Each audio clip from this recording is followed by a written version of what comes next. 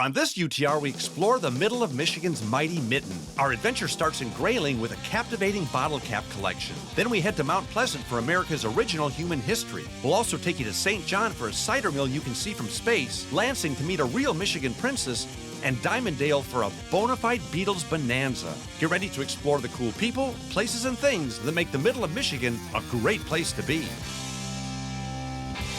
Under the Radar Michigan is brought to you in part by the Michigan State Housing Development Authority, investing in people, places, and partnerships to help transform Michigan and the Michigan economy. In cities, towns, and neighborhoods, people are building better places to live and better communities.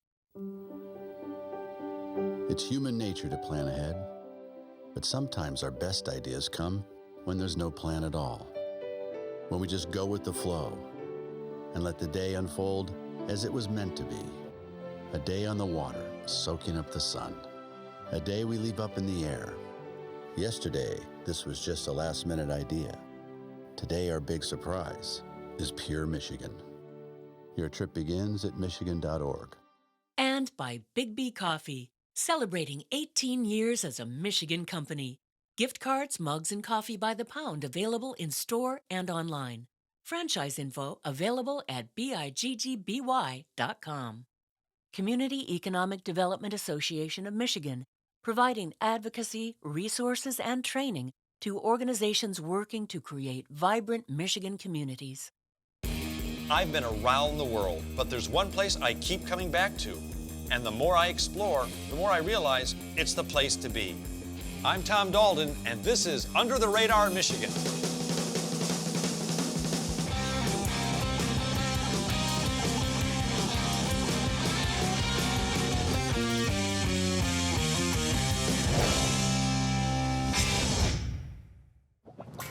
You know, even if you're not a palm reader, your lifeline should tell you that the middle of Michigan's Mitten is a great place to be.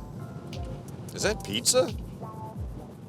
That's right, it's time for another patented UTR special adventure. And this time we hit Michigan's Middle Earth. For the next half hour, we're gonna merrily meander down the middle of Michigan's magnificent Mitten and show you the kind of stuff that'll make you totally want to high-five this great state. To make things easy, because that's how we like them, we'll start high and head low. First up, we hit the awesome town of Grayling for a marvelous museum where they also happen to serve malts.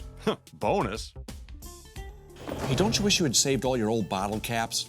Well, I saved mine, and I made a pillow. That explains a lot.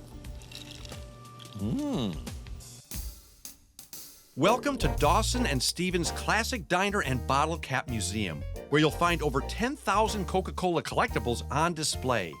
Now, make no mistake, this is a fully functional vintage diner with all the classic cuisine you're accustomed to. But at this diner, your dinner comes with some pretty classic eye candy. Where'd all this incredible Coke memorabilia come from? And how did it all end up in this delightful diner? Well, to find out, I sat down with collector Bill Hicks and diner owner Bill Gannon. They're the Bills behind the bottles beneath all these caps. Okay, first of all, Bill, if I call you Bill, I apologize, and Bill, if I call you Bill, I apologize, okay?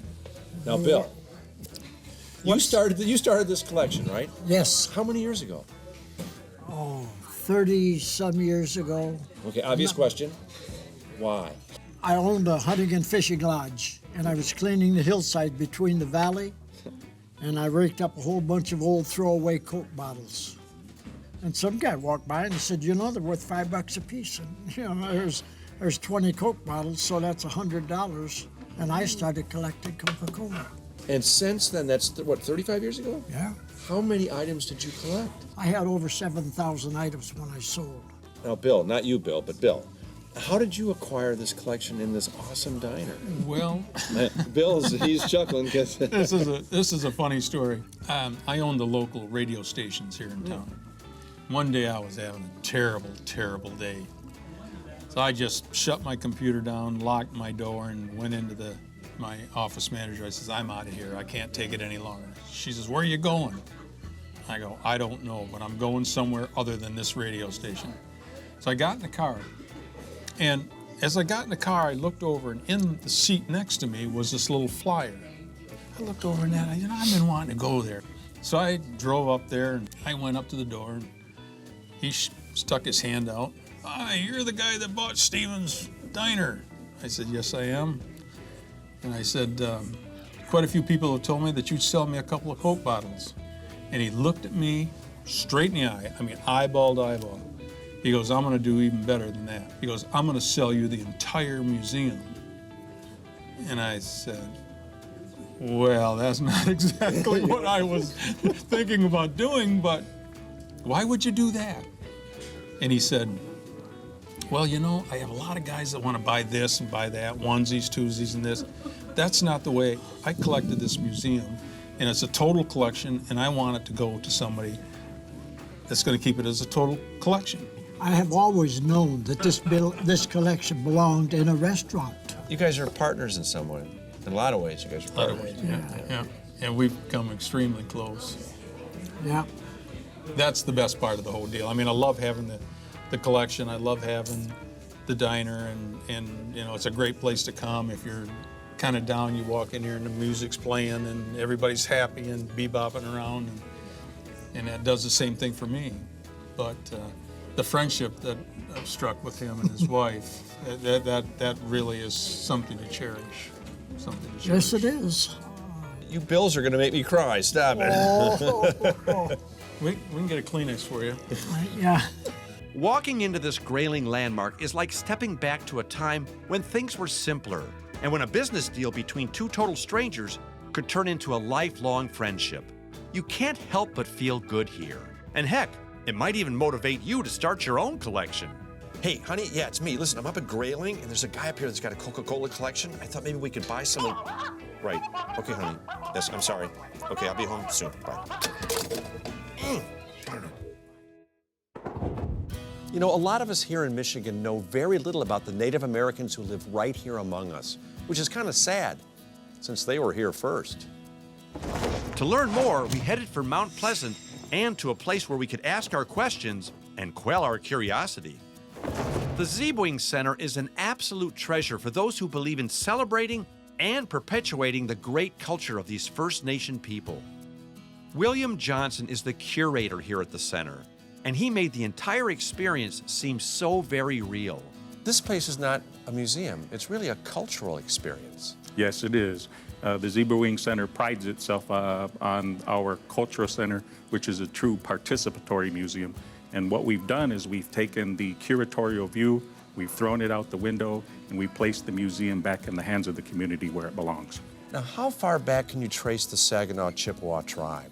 The Saginaw Chippewa tribe of Michigan truly believes that we've been here since time immemorial, and archaeological evidence in Genesee County has the Anishinaabe people at 10,000 plus years. Yeah, what's amazing to me is the amount of culture here. Like I said, this isn't just a museum where you get to see things.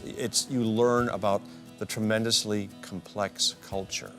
Yeah, the Zinking Center, the Saginaw Chippewa Indian Tribe of Michigan definitely has a wonderful opportunity to display the beautiful culture of not only our tribe, but of the Anishinaabe tribes of the Great Lakes region. So there is a lot of history here, and we're most proud to be the Midwest premier Native American museum. Now, going back in time, were the Chippewa Indians a nomadic tribe, or did they stay in one spot? The people traveled with the seasons, and so our diorama showcases the people's activities in the springtime, in the summertime, in the fall time, in the wintertime, and the visitors to the center have the opportunity to see the people's activities throughout the seasons. Does the word Chippewa mean anything specific, or? Chippewa, our elders have told us it means to write down in the Anishinaabe Moan, or the Indian language, right. And to write down. Is the language still spoken? Yes, we're very fortunate for our Saginaw Chippewa Academy. They have an immersion program where they teach the toddlers of our tribal community to speak the language as their first language. So the language is being revitalized, and thankfully for us, the language will continue into the future. Well, it should mean a lot to all of us. And places like this, especially the Zinking Center, it's just everybody should come through here and get a sense for how rich the culture is. I have to appreciate that. The Zinking Center is the crown jewel of our tribe, And, you know, it's not only specifically for our tribal membership, but it's for the people of the world. And we encourage everyone that hasn't been here to come and see us and not only learn about the Saginaw-Chippewa Indian Tribe of Michigan, but the Great Lakes Anishinaabe. It's a wonderful opportunity. What does it mean to you personally to have a center like this? Well, for me, personally, you know, and having worked on the Zinking Center for 6 years prior to the grand opening and still being here almost 18 years later, it means the world to me to be able to represent the Saginaw-Chippewa Indian Tribe of Michigan. And for me, it's just something that, you know, I can, as best as I can say it, it's who I am, and that's what I'm good at. Once you tour this awesome facility, you really gain a deep sense of respect and understanding for these great people.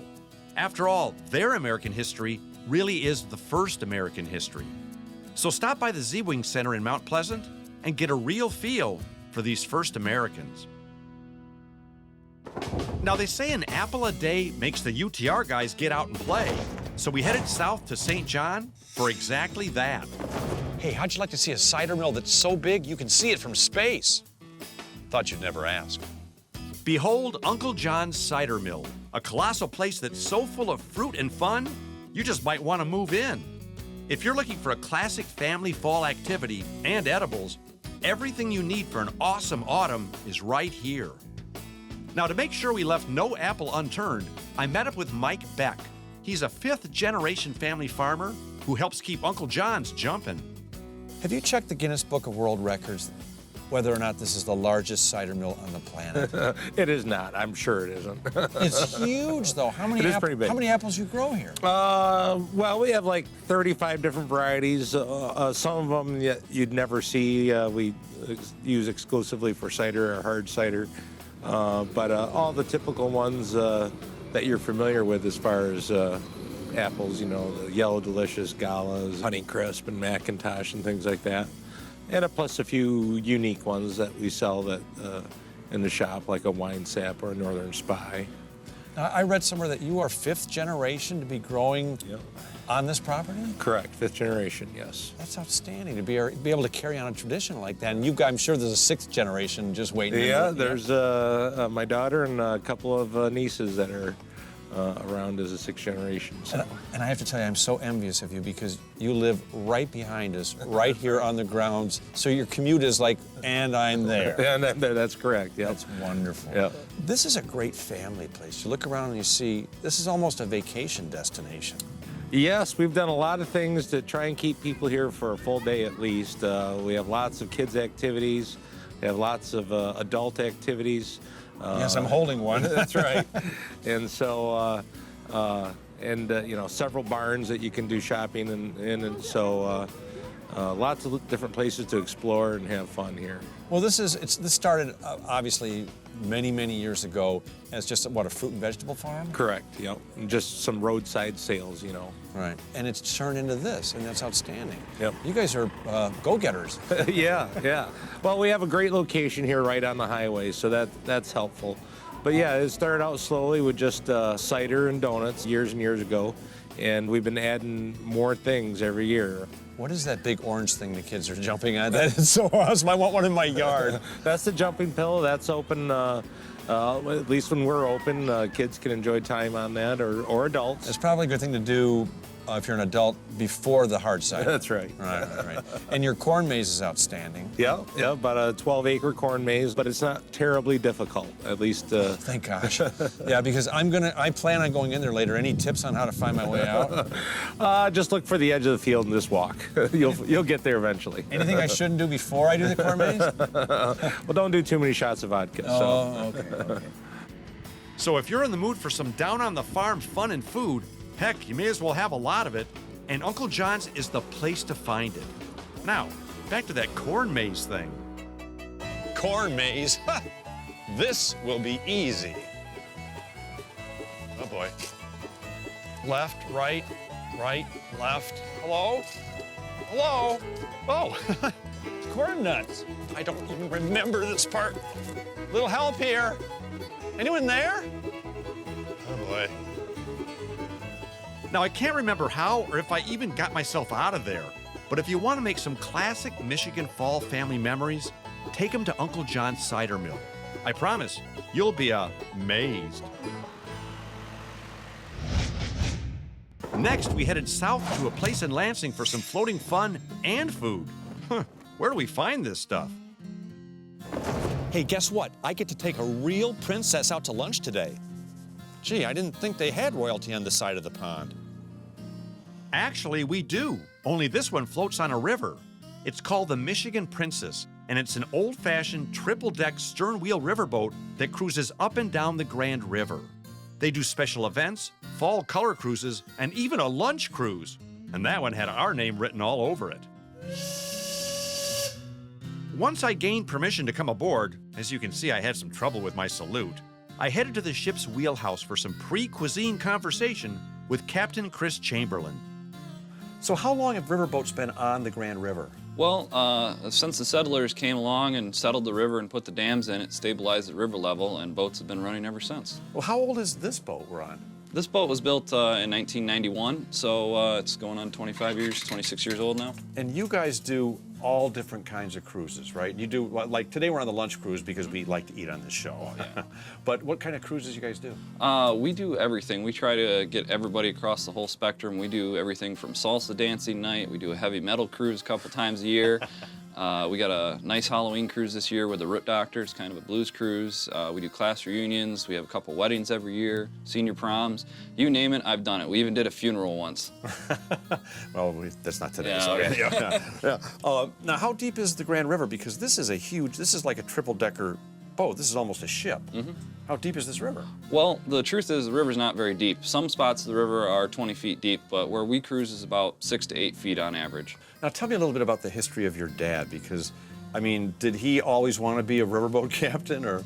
Well, we actually were sailboat sailors. We loved to sail on Lake Michigan, and we'd all started there growing up. My grandfather used to race out there, and, you know, we kind of got into it as a joke.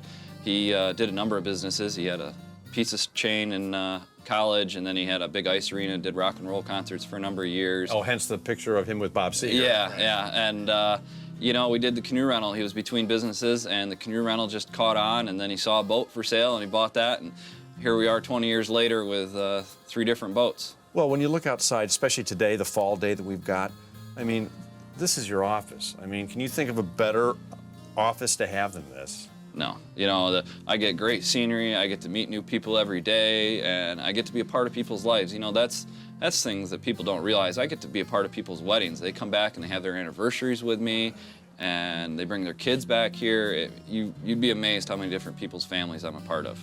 Well, plus you're a boat captain. That's like as cool as being a fireman, or I mean, it's cool to be a boat captain. It is. Especially a ship this big. I mean, how big is this thing? This is 110 feet long and 44 feet wide, and it's 38 feet tall. So today we're going down the Grand River for the lunch cruise. Mm-hmm. How far do we go? Today, because the lunch cruises are a little bit shorter, because people come from all over. We have a tour group, and they're going to go to like the Natural History Museum afterwards. So we do like an hour-and-a-half lunch cruises, and our dinner cruises are about 3 hours usually. So you guys, your family owns this boat. Mm-hmm. That's a big responsibility. This is a big boat. Yeah, you know, I've taken on the responsibility since my father passed away a couple years ago, and it's a lot of work. I won't fool you. You know, I'm always doing something. You know, people ask me what's the best part, or you know, this is a great job. Well, driving the boat is only about 10% of what I do. The rest of the time, I'm fixing the boat and keeping it all going. Now, you said you let kids drive the boat? Yeah. You know, I let the kids come up and have a turn at the wheel. You know, and it's really rewarding. You know, I used to be a kid. Uh-huh. You want to drive? Yeah, heck okay, yeah. grab a hold of that wheel. Seriously? All right. I'll try not to hit that tree. Let's go to the port, about 5 or 6 spokes here. Wait, hold on, port. That's left. Thank Left you. has 4 letters and port has 4 letters. Right. So how am I doing so far? Keep going. Okay. Crank that wheel right around. All right. I don't want to hit that going. duck. Oh. Okay. All He'll right. get out of the way. Okay. Wow, am I really driving it? Yeah, that actually steers the boat. All right, right there. Steady as we go. Okay. Ahoy, mateys! Iceberg! Not. Not. Please don't scare. It's only fall. It's not that okay. cold yet. Yeah. Oh, that's extraordinary. Wow, I've never even been on a riverboat before. Now I'm steering one. Oh, we got to go back to the right now. Back to the right. Yep. That would be starboard, Starboard. Yep. not starburst. No. I'm telling you, this trip is an absolute ball, especially in the fall when the colors are so awesome. If you're anywhere near Lansing and you're not afraid to get full while you float, check out the Michigan Princess River Cruise. It's our own royalty right here on the Grand River.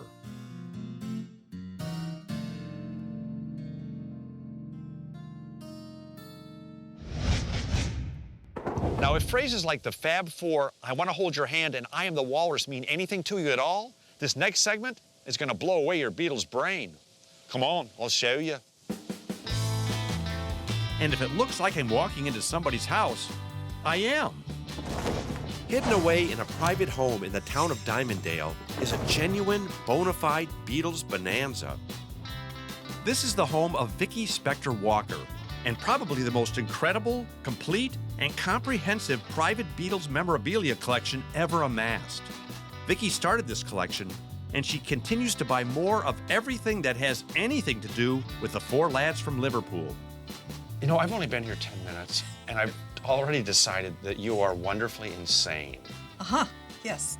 How did this start? What was the very first Beatles thing that you can remember getting a hold of? Well, I would take my weekly allowance and take a trip, walk down to the local 5 and 10 cent store and buy a piece of Beatle, what would not be memorabilia then, but something to do with like a metal plate or bubblegum cards, anything I could get my hands on. And one thing led to another and another and another. I can see how that happened. And the funny thing is, at my house, when we were little, there were 4 boys and a girl. And so my mom bought us all Beatle wigs, and we had Beatle boots, and we'd take tennis rackets, and we used to put on Beatle concerts for my sister. Oh, cool. So yeah, we were very influenced as well, but not this influenced. Oh. Do you even have any idea how many individual Beatles pieces you have? I have over 5,000 because I have things that, how can I tactfully say I've run out of room? So I'm thinking seriously of starting to put things on my roof outside and maybe sealing them. Well, when you first walk in your house, I mean, this collection is in a private home, but people can still see it. Yes. Now, how do you arrange to come and see this? People will email me or give me a call, and tours are by appointment. Because of the space allotment, I can take up to 4 people at a time, but I go through cabinet by cabinet and room by room and explain things to people because I have things that are not what they appear to be. What good is a collection sitting in boxes for 50 years? And it has been so cool and fun to unpack something and say, I remember when I bought this. Oh, this would look neat with this would look neat with this. And then one thing leads to, it's a domino effect. Is there another collection that comes even close to this one? I don't know of another one, in all honesty. I can't imagine anything more comprehensive than this. This is, my first thought was I have to bring my daughter here because she's a tremendous Beatles fan. What do you think, honestly, Paul or Ringo, or both of them would say if they saw this? I could only think that if Paul ever knocked on my door, I could find room for another display cabinet for him. You got a room here for me? Oh, absolutely. You and the guys, not a problem. I love meeting people like Vicki who have such a genuine and powerful passion for what they do. I'd heard of this incredible collection, but seeing is believing. And believe me, if you're a Beatles fan, you'll find Vicki and her volumes of rare Beatles stuff to be absolutely awesome. And let's face it, if good food, fun places, and fascinating history is what you're after, take time to explore the middle of Michigan's magnificent Mitten. We did, and we had so much fun, we will again.